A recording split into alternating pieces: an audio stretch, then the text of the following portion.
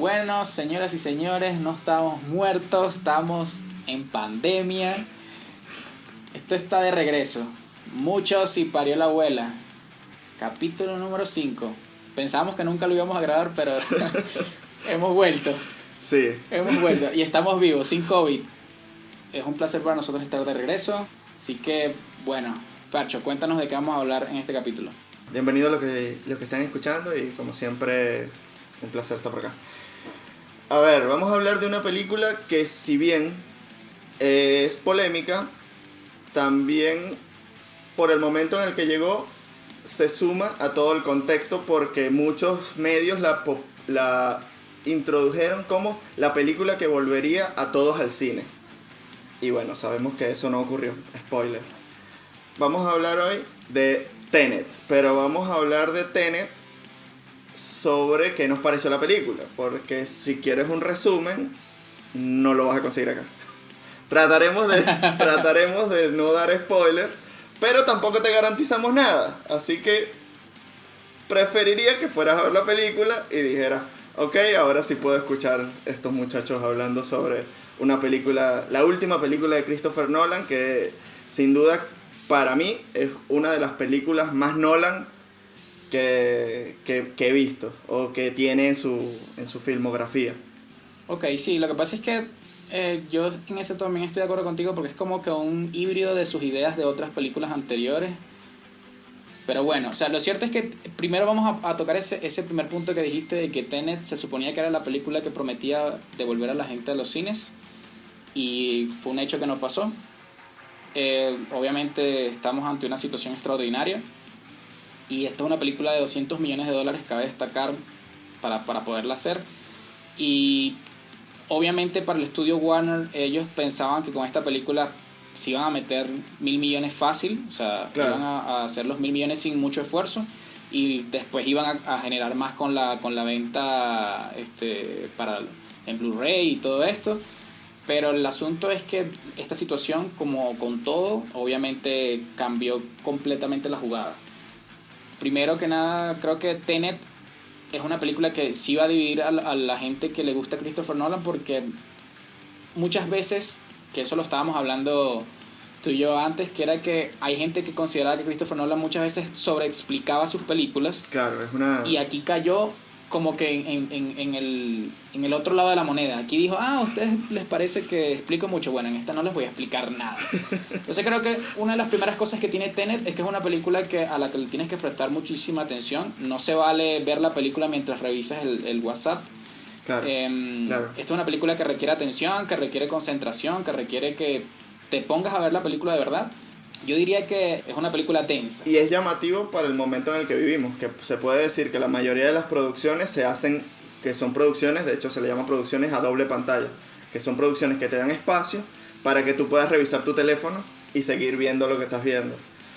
En Tenet hay escenas donde tú revisas el teléfono, vuelves a ver y dices, ¿qué película estoy viendo? Me cambiaron la película, ¿qué pasó aquí? Sí, es que no te da la oportunidad de poder compartir el tiempo. O sea, Tenet es una película para que la veas. Claro. Para que de verdad estés viendo la película y no centres tu concentración en otra cosa. Exactamente. Bueno, primero, creo que una de las primeras cosas que deberíamos hablar es los protagonistas. ¿Qué tal nos parecen los protas? Okay. Por lo menos a ti. ¿Qué te funciona y qué no te funciona de los protas? Bueno, John David Washington...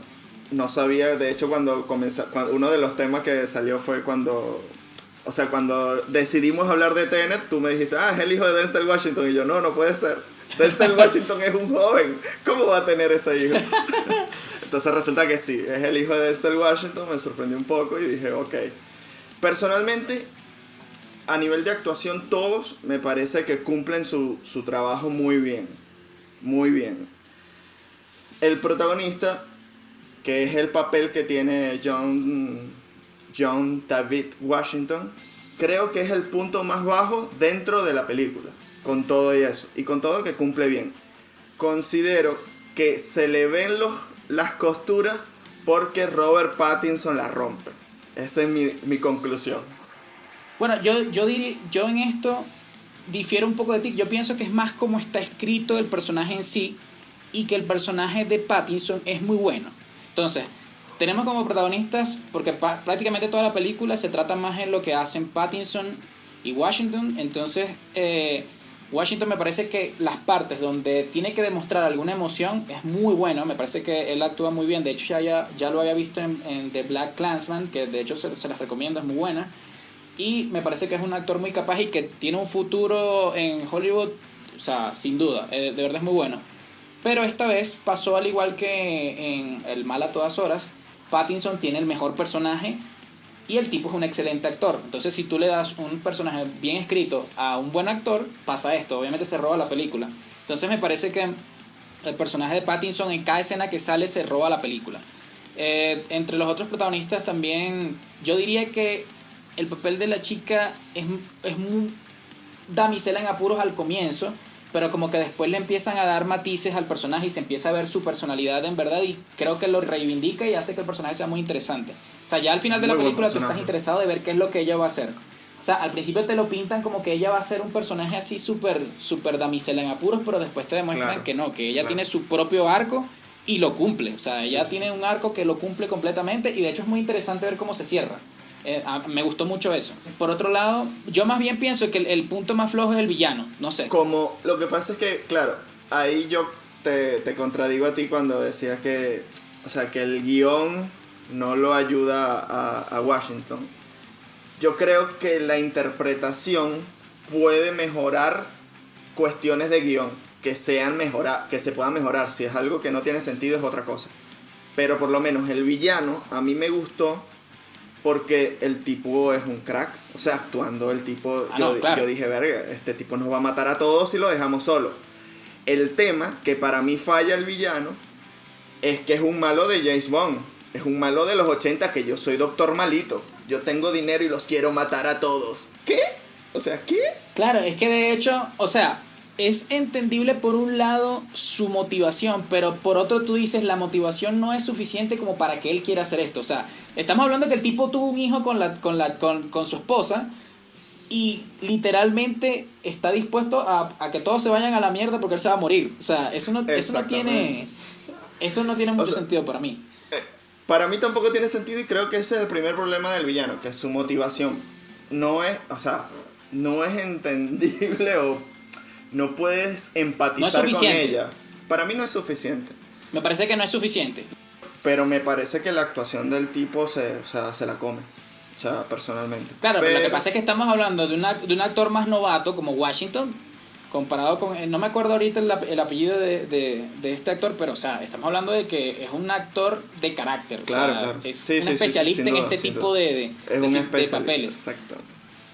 Entonces considero que el nivel actoral no es comparable tampoco. O sea, porque por lo menos Washington con Pattinson sí es más comparable, porque los dos son actores jóvenes en ascenso. Quizás Pattinson tiene más experiencia, pero son como de edades parecidas y todo esto, ¿entiendes?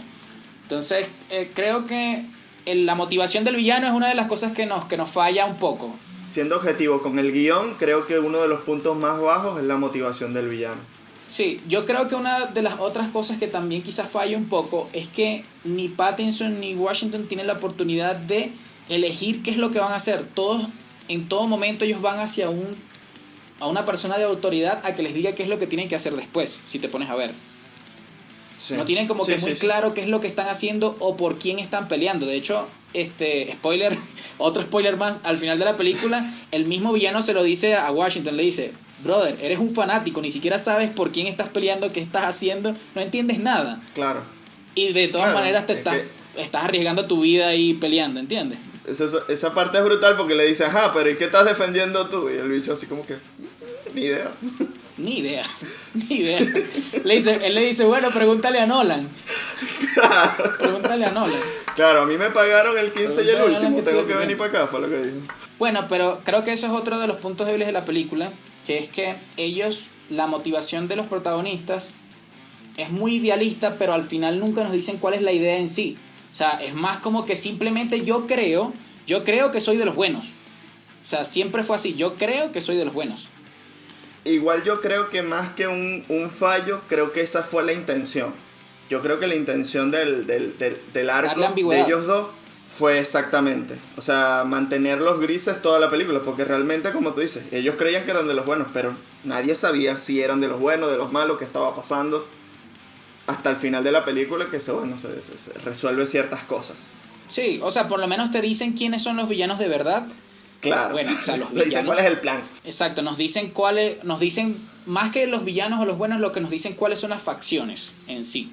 Nos dicen, bueno, estas dos son las facciones y por eso es que la película se movió. De hecho, hubiese sido, no sé si a ti te hubiese parecido mejor que hubiesen dicho esto al comienzo o que te lo dijeron al final fue más satisfactorio. ¿Tú qué piensas? Creo que mantener la incógnita hace que la película vaya mejor, creo yo. O sea, mantenerlo hasta el final. Igual hay ciertos rasgos dentro de la película que ya tú vas viendo como que para dónde va. Pero sí, o sea, me parece que el ocultarlo hasta el final o mantenerlo en misterio hasta el final es parte de la película. Hace que la película haga lo que haga o funcione como funciona. Uno de los temas que tengo acá para preguntarte sobre la película, ¿qué te pareció? Como decíamos al principio, Nolan no explica esta película. ¿Te parece que esa no explicar es un resultado de lo que él viene haciendo? O sea, fue así como que, mira, yo ahora no voy a explicar nada, o fue simplemente que se dio con el guión. Porque si vamos a la parte estrictamente, y no lo vamos a hacer, física de la película, de ser, o sea, estrictos, hay muchas cosas que no tienen sentido, pero se las dejamos pasar por la dirección creativa de que, bueno, esa es la licencia creativa que tomó el director.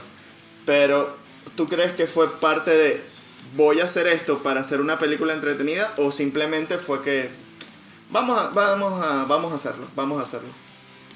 Yo creo que es un punto en el que él, o sea, más que por explicar o no explicar, creo que es que él se dio cuenta de que él tiene una fama ya creada por películas como Memento, donde él te deja ciertas cosas de forma ambigua.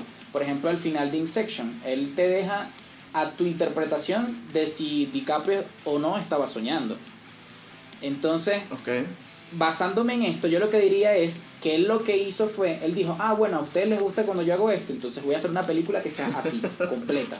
O sea, no es que les voy a dejar el final para que ustedes piensen que fue lo que pasó, no. Ahora voy a hacerles una película totalmente ambigua. Entonces, me parece que eso fue con lo que él quiso jugar. Como que sabe que una de las cosas que lo hacen a él como que un director con un cierto misticismo o algo así, es que él tiene una forma de jugar con factores como por ejemplo el tiempo, que tiene una obsesión con el tiempo. Y entonces él lo que quiso en esta película fue llevar eso al extremo, o sea, como que ser extremo en las cosas que a la gente normalmente lo utilizan para caracterizarlo a él. Entonces yo creo que Nolan quiso como que exprimir eso en esta película, porque es una película de alto presupuesto y eso, y se suponía que, como te dije, que iba a ser un bombazo, que iba por lo menos lanzar $1.000 millones para Warner, y entonces obviamente COVID. Sí, entonces el asunto es que, bueno, no para muchas personas siento que esta película no va a funcionar. O sea, yo siento que para muchas personas esta película no va a funcionar porque tiene precisamente eso que tú estás diciendo, como es, te está dejando tantas cosas a tu interpretación, hay veces que tú sí quieres una explicación de ciertas cosas. Vamos a imaginar que no ocurrió el COVID-19, si tiene las características para ser un hit. Yo pienso que esta película igual no iba a ser la cantidad de dinero que ellos pensaban, porque la película es más complicada de lo que se esperaría. Y hay mucha gente que no va a poder conectar con eso. Claro, de hecho, una de las críticas más comunes que se hacen en internet es que a la gente no le gustó la película, primero porque no la entendió y segundo porque los personajes no empatizan con los personajes. Es la segunda crítica que más le dan a la película, como que los personajes no tienen algo con qué anclarlos o con qué identificarlos para empatizar con ellos. Pues si te pones a ver, ninguno tiene una relación con ninguno. Exactamente. Y la película no te da un background de nadie. O sea, todos llegamos aquí y vamos para adelante. Ya, Todo fue como que todos somos personas random haciendo una misión. Exactamente. O sea, llegamos aquí... Y que si te pones a ver, creo que lo único relacionable es que intentaron siempre mostrar el queso que le tenía Washington a la catira y todo. Esa creo que es la única conexión que hay. Es la única conexión que hay. Bueno, pero hablemos de ciertas cosas. Ok, vamos a decir las cosas que nosotros entendimos. Vamos a decir las cosas que la trama nos dejó entender. Por ejemplo, en primer lugar tenemos a el protagonista siendo un agente de la CIA que fue escogido por su lealtad hacia el departamento. Eso es lo primero que tenemos. Sí. Él se inmoló para no decir la información en contra de sus compañeros y prefirió morir. Esa fue la razón por la que lo eligieron. Eso es lo primero que tenemos. Nolan nos hace pensar que hay como una organización internacional de inteligencia, o sea, como una unión entre la CIA y el MI6 y un montón de gente para evitar que pase esta catástrofe temporal. Eso es lo otro que pareciera plantearnos la película. Ok, por lo menos tenemos uno, aquí viene el primer punto ambiguo. ¿Quién es Pattinson? Claro. Igual te lo definen al final de la película, me parece a mí. Para mí, yo entendí una cosa, pero quiero saber primero, para ti, ¿quién es Pattinson? ¿Para mí después que vi la película o todos los juegos que hay? Sí, claro, ya después que lo viste, ya después que viste todo. Entiendo que es alguien que reclutó el señor... Bueno, el protagonista, porque no tiene nombre tampoco, el protagonista lo recluta a él en una de sus misiones. Y hacen aquí ya está listo, voy a decir todos los spoilers que quieras. ¿Cuál es el problema de la película o cómo se explica la película? La película para mí son 2 saltos temporales o 3 saltos temporales que van exactamente al día ese. O sea, porque todo ocurre un mismo día. Y hay un salto temporal más largo, que es el que hace Washington. Sí, claro. Para alistar alistar a Pattinson, porque ve que lo que le dice Pattinson al final, que en este momento que me estoy yendo es el fin de nuestra amistad y es el comienzo de la... O sea, para mí es el final, para ti es el comienzo. Dando a entender que de ahí Washington va a salir y va a reclutar a Pattinson de alguna manera. Eso fue lo que yo entendí, ojo, a lo mejor me perdí. Bueno, tú sabes que yo me voy más allá. Bueno, ya ahora te voy a decir lo que entendí yo. Ahora te voy a decir para mí quién es Pattinson. Para mí Pattinson es el niño. Claro, sí, lo leí. Que Pattinson era el niño. Y para mí Pattinson para ti cierra. Yo no lo leí, yo simplemente cuando yo vi la escena final donde el niño tiene el bolso puesto, claro. Para mí eso fue como que lo dejaron ahí para que lo pienses. O sea, eso fue una de las de Nolan. Entonces, para mí Pattinson es el niño porque ¿quién estaría más interesado en proteger a la chica que su propio hijo? Que su propio hijo, claro. Entonces, de hecho tú ves que Pattinson está 2 veces, o sea, a la vez él está en la misma situación 2 veces, que es una, el que se invierte para lograr la misión, pero él está una vez más, que es el que le vuelan la cabeza para evitar que maten a Washington. Entonces, exacto. No sé cómo, que esa es otra cosa, que no explican cómo Pattinson, o sea, me imagino que es que más adelante, en el futuro, este brother lo recluta y entonces es que él ya sabe cómo hacer los saltos temporales y entonces por eso es que Pattinson está 3 veces en la misma línea temporal. En una se sacrifica para salvar la vida a Washington, en la otra se invierte para lograr la misión y en la otra es un niño de 8 años. Entonces es súper complicado el concepto, pero de hecho eso fue una de las cosas que yo dije, ok, ya de por sí el personaje de Pattinson me parecía el mejor de la película y ahora me estás diciendo que es Kyle Reese, o sea, qué bien, loco. Claro. O sea, eso me gustó mucho. Entonces, sí, para mí sí, Pattinson es el hijo de la chica, o sea, para mí Pattinson es el niño. Ok, entonces ya hablamos de que la motivación del villano nos parecía débil.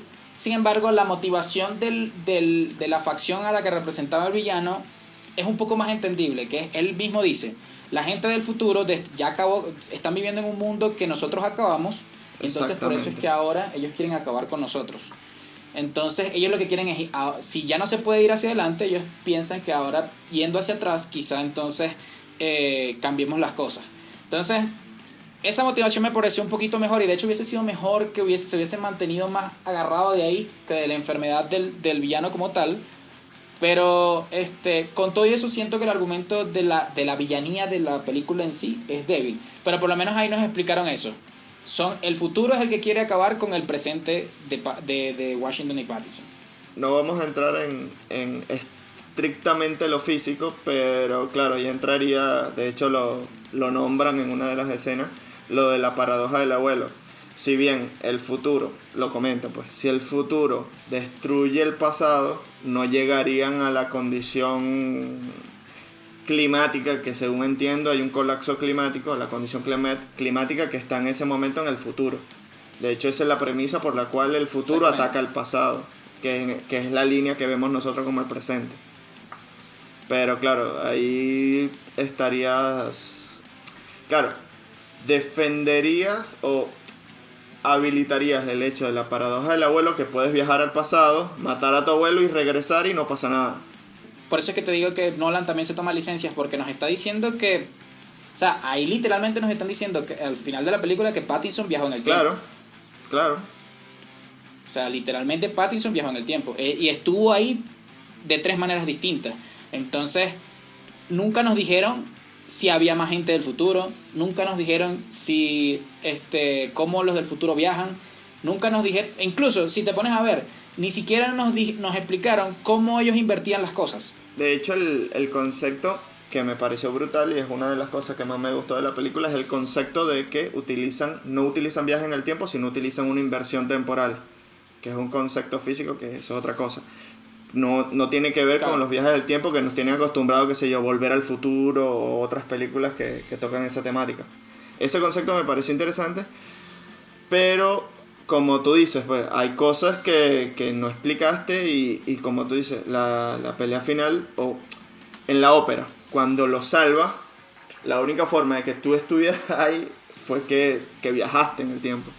O sea, no que estás invertido, claro, sino que es viajaste. que por eso te digo, Pattinson ya sabía varias cosas de las que ya iban a pasar, por lo tanto ya las había vivido, él había viajado. Exactamente. Entonces, él había viajado. De hecho, la única parte donde parecía que él no había visto eso fue cuando él pelea con Washington mientras estaba pasando la escena del avión. ¿Te acuerdas que Washington peleó contra la versión de sí mismo invertida? Correcto. Cuando lo suelta es porque él se da cuenta quién es. Él cuando lo ve, entonces lo suelta y deja... O sea, ya Pattinson sabía algunas cosas de la que habían pasado. Entonces, por eso digo, él desde un principio estaba claro que era lo que estaba pasando y todo eso. Para mí, Pattinson es alguien del futuro. Pero la cuestión es que nos están presentando que el futuro es una cuestión que o sea, ellos no están viajando en el tiempo, sino que lo que están es invirtiéndolo. Entonces, va en contra del concepto como tal de la película, que Pattinson sea un viajero del tiempo. Pero no nos explica nada de eso. Es que por eso es que digo que la película, en ese sentido, siento es que donde mucha gente no puede conectar, porque como no le cierras el arco o no le explicas todo lo que está pasando, entonces para muchos simplemente fue una película pretenciosa, o sea, de que te quería era simplemente impresionar con conceptos complicados, pero al final no te contó nada. Mucha gente la puede ver así. Para mí sí tuvo una historia, pero siento que necesitaba que me contaran más. Esa es mi impresión. Por lo menos, ¿tú qué piensas? Yo sí siento que el primer acto, antes de la persecución de autos, siento que los diálogos se pierden. O sea, se pierden en el sentido de que, o sea, hay mucho diálogo que nos lleva hacia la trama, pero no nos da información relevante con lo que está ocurriendo. Y creo que, o sea, cuando termina la película tú dices, bueno, creo que era parte de la ambigüedad que quería mantener en los protagonistas. Pero siento que hay demasiado diálogo que no explica nada. Es lo que yo creo. Ese para mí es uno de los puntos que menos me gustó. O sea, siento que hay mucho diálogo y no hay un diálogo que tú digas, o sea, ¿cuántos son los diálogos que tú puedes decir? Ok, esta parte cierra aquí, esta parte... No, son diálogos de contar cosas, de que vamos a hacer esto... Que está bien, sí, pero explícame qué está pasando. Claro, porque por lo menos en Inception hubo partes complicadas donde el hindú que los estaba, el que fue el que los indujo al sueño como tal, él les explicó cómo era la cuestión de cómo funcionaba el tiempo en cada nivel de sueño. Exactamente. O sea, imagínate que no nos dieran esa explicación, no hubiésemos entendido nada. Y eso es lo que pasa con Tenet. Claro. Y eso es lo que pasa con Tenet. Eso fue lo que pasó con Tenet. Entonces, en resumidas cuentas, podemos decir que a mí me parece que es una buena película, que entretiene, que tiene excelentes escenas de acción, que los efectos prácticos que usó Nolan son una locura.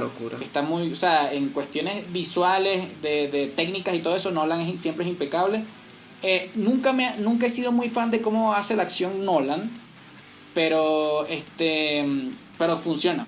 ¿Qué te pareció el dispositivo para acabar con el mundo? Esa es la otra cosa que también nos dejaron totalmente ponchados, que es que nos ponen un MacGuffin en el tercer acto, nos dicen de un MacGuffin que cuando lo consiguen, lo único que nos dicen es que no lo pueden, tienen que tratar de que no se vuelva a juntar, pero no nos dicen ni siquiera cómo funciona, no nos dicen nada. Yo pensaba que era Se suponía que es que ese MacGuffin necesitaba ser puesto a la vez con una explosión nuclear para que funcionara, claro, pero nunca nos dijeron nada. Y lo vi, yo dije, pero Nolan, podías hacerte otro dispositivo más. Es un cigüeñal de un carro. Sí. Pero bueno, qué sé yo, no sé. Entonces, claro, ¿cuál es mi problema con este artefacto? Que estamos toda la película buscando el algoritmo, cuando lo arman ni siquiera... O sea, personalmente ni me sorprendió, ¿me entiendes? O sea, fue así como que, ¿qué es eso? Por eso te digo, hay tan poca explicación que le quita también impacto a ciertas cosas porque no sabes qué es lo que está pasando. Exactamente. ¿No? Y de hecho, en el tercer acto hay una escena donde Pattinson se invierte que literalmente no tiene ni un puto sentido. O sea, dura toda la escena invertido y hace un montón de cosas y tú dices... Y hace un montón de cosas. De verdad estoy esforzándome, Nolan. Es donde la carencia que tiene Nolan para grabar escenas de acción, donde le juega chueco. Porque en Batman, cuando habían escenas de acción, había unas escenas que no se entendían un coño, pero tú sabías era que Batman simplemente estaba peleando. Y no te importaba porque a ti lo que te importa es la trama en sí, porque eso fue lo interesante de las películas de Nolan de Batman.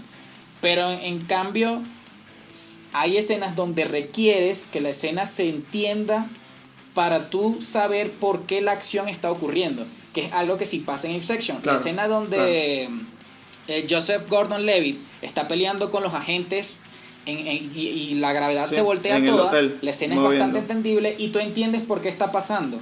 Pero en la escena de Pattinson está brutal, pero no estás entendiendo por qué está pasando.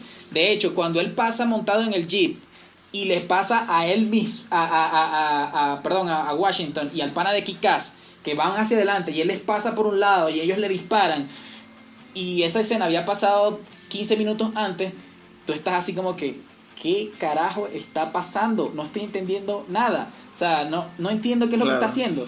Y más cuando después te ponen, cuando le van a disparar en la cara a Washington, entonces Pattinson estaba ya tirado en el piso y se levanta y se le atraviesa el tipo para que lo mate a él, le vuela la cabeza literalmente, y ahí es donde Washington lo detiene. Pero entonces tú dices, ¿cómo él llegó ese otro Pattinson ahí? Nunca dijeron nada. Entonces se supone que Pattinson se fue con el pana de Kick-Ass y en algún momento de la vida él vuelve a estar ahí. ¿Cómo? Claro. Ni idea. La única explicación lógica de todo esto es que Pattinson sí puede viajar en el tiempo. Sí, él sí está saltando en líneas de tiempo distintas. Entonces, en una es el niño, en una es Pattinson el que acompaña a Washington, y en la otra es un Pattinson más, que es el que se sacrifica por Washington en el último momento. Entonces la cuestión es, eso yo lo asumo y yo lo entendí así, pero eso es algo que es una conjetura mía. Nolan nunca ha explicado esto. Yo creo que Nolan con la doctora nos dio a entender que era lo que teníamos que hacer. No lo entiendas, solo disfrútalo. Considero que esa es la clave de la película. Sí. Porque si te pones a entender qué es lo que está pasando, no tiene sentido, Nolan, no tiene sentido. Pero bueno, está bien. Bueno, entonces, como veredicto final, el podcast recomienda la película, pero bajo tus propios términos debes verla sabiendo de que posiblemente va a haber muchas cosas que nunca te van a cerrar. Que posiblemente nos tendremos que meter en un foro en Reddit o en 4chan para saber qué fue lo que pasó. ¿Qué mierda fue lo que Así vi? de simple. Así simple. Ese es ese tipo de película. Pero la película es muy entretenida, tiene muy buenas escenas de acción. O sea, te la pasas bien igual. Así no entiendas nada, igual te la vas a pasar bien. Así que yo la recomiendo, pero no es la mejor película para nada de Christopher Nolan. O sea, me parece que fue un tanto pretencioso con el concepto que quiso dársela como que de muy profundo y muy inteligente, pero al final fue más como que la parnafernalia del asunto que la propia trama en sí. Creo que fue más bulla que cabulla, como decimos los venezolanos. Es así. Entonces, bueno, sin más que decir, yo creo que es el momento que ya nos despidas, Fer. Es así. Bueno, muchas gracias por llegar hasta acá. Vean Tenet. Y si les gustó Tenet, vean también Memento, que para mí puede ser la mejor película de Nolan. Si no existiera es la mejor. Batman Begins, que para mí es mejor Batman Begins, pero ese es otro tema para otro podcast. Chao, chao. Chao, chao.